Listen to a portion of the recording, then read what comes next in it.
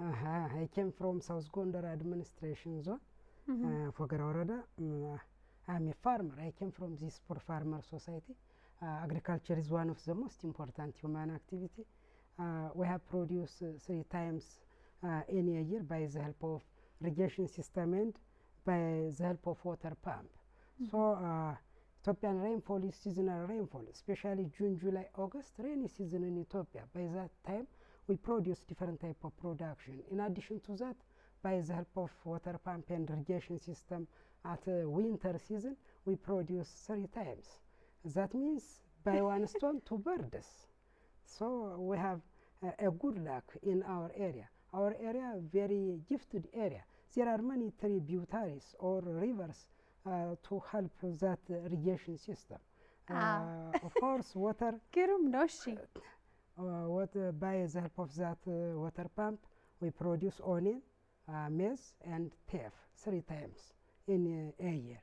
So water is important to us by different type of things. For example, hydroelectric power, wash our body, and transportation. Water, it is help us by different things. ግሩም ነው እኔ ላጨብጭባ ይሄን ፈትል አስቀምጥ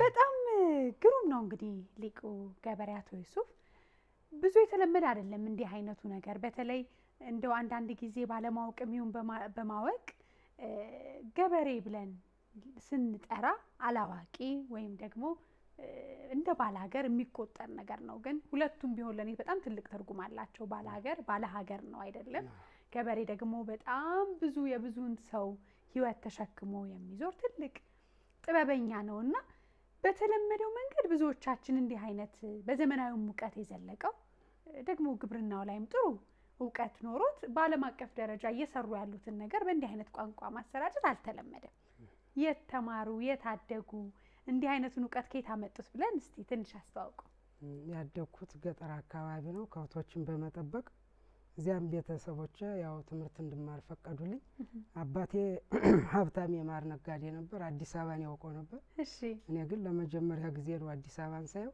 እና እሱ እዚህ ማር እየጫነ በሚመጣበት ሰዓት ትምህርት ያውቅም ነበር የመጻፍ እንትን የለው እሺ ከዚያ አዲስ አበባን ሲያይ እኛን ደግሞ እዚያ እንድንማር አደረገ የሚገዛቸውን ነገር እንድንመዘግብለት ይፈልግ ነበር ሰውየው እሺ እና ያንን የሚፈልገውን ነገር በደንብ መዝግበን ችሎን እናስቀምጥለታለን እና አባቴ አዲስ አበባ ማየቱ አስቀድሞ ለኔ በጣም ነው የጠቀመኝ ለመማር በዚያው በገጠሩ አካባቢ ቀር ነበር እስካሁን ግን አዲስ አበባ ማየቱ ለኔ ጠቅሞኛል አባቴ እንግዲህ ሳቸው እዚህ አዲስ አበባ ሲመጡ ተቸገሩ ደግሞ አይደለም ምክንያቱም ሂሳብ ቁጥሮችን ለመማር ሲቸገሩ አይ የኔ ልጆች ይያሉ እንዲህ አልቸገርም ብለው የቀለም ትምህርት አስተማሩት እዛው ደቡብ ጎንደር ነው የተማረው አንደኛ ደረጃ ፎገራ ወረዳ ሁለተኛ ደረጃም ዘለቁ እዚያው እስከ ስንት ተምረዋል እስከ 12 ተምሬያለሁ እስከ 12 ተምረዋል እንግዲህ አሁን ያው ትንሽ መቼም ቁጥሩ ከፍም ቢል ዕውቀቱ ደግሞ በዚህ ያህል ዘልቆ የመግባቱ ነገር ትንሽ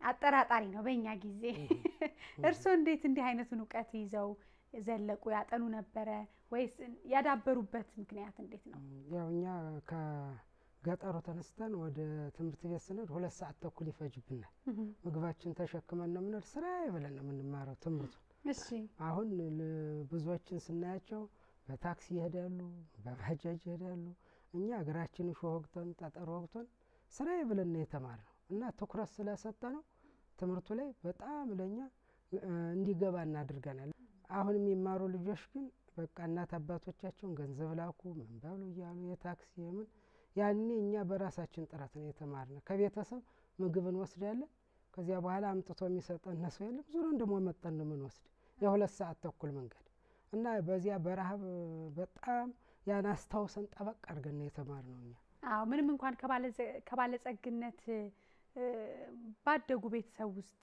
ቢገኙም ግን ትምህርቱን ለመማር ሲያቋርጡ ደግሞ የራሱ ፈተና ነበረው ለትምህርት በርግጥ ጥረት አላቸው ስራ ግን ስለሚበዛባቸው የገጠር ሰዎች ምግብ አያቀበሉም ስራ ይበዛባቸዋል እኛ መጣን ነው ዘን ምን እንደዚያው ቤት ላይ በጣም የሚደነቅ ነው እንግዲህ ስሰማ ስለ እርሱ አቶ ዩሱፍ እንግሊዘኛ ቋንቋን መናገር ብቻ ሳይሆን ይጽፋሉ ደራሲም ኖት ገጣሚም ኖት በጣም ከኪነ ጥበቡ ጋር የተዋዛ ትልቅ ተሰጥኦም አላቸው ተባለ።